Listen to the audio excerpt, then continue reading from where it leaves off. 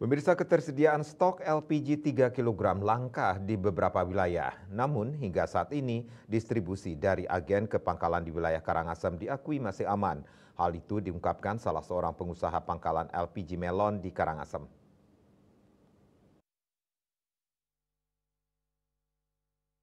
Mulyadi mengatakan pasokan gas LPG Melon dari agen ke pangkalan terbilang normal, namun ia juga tak menampik terjadi kelangkaan di beberapa wilayah. Menurut Mulyadi, pasokan yang diterima pangkalan sesuai dengan permintaan.